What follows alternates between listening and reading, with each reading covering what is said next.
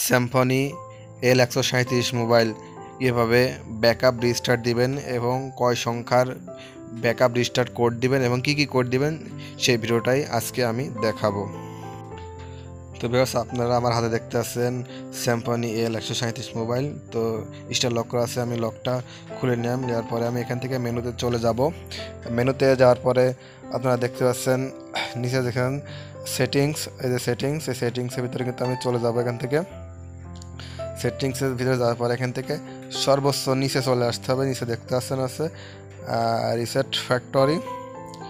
তো এখানে আছে চলে যেতে হবে, ওকে করে দিতে হবে। ওকে করে দেওয়ার পরে অ্যাবাউটে নিচে দেখতে পাচ্ছেন হচ্ছে ফ্যাক্টরি রিসেট, এখানে ওকে করে দিতে হবে। ওকে করে দিলাম। দেওয়ার পরে কিন্তু এখানে কিন্তু আপনাদের স্যামসাং যে অফিসিয়াল কোডটি আছে 4 সংখ্যা, সে কোডটি বসাতে হবে। সে কোডটি হচ্ছে 0000, 4টা শূন্য দিতে হবে।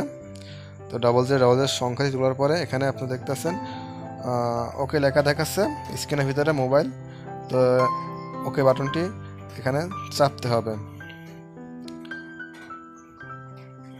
তো আমি যে ওকে বাটনটি চেপে দিলাম। দেওয়ার পরে এখান থেকে দেখাচ্ছে যে আপনারা ফোনটি আসলে ব্যাকআপ রিস্টার্ট দিতে চান কি চান না। তো তারপরে এখান থেকে ইয়েস করে দিলে,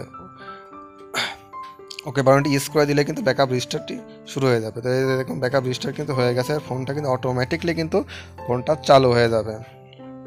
এই যে ফোনটা কিন্তু অটোমেটিকলি চালু হয়ে গেছে।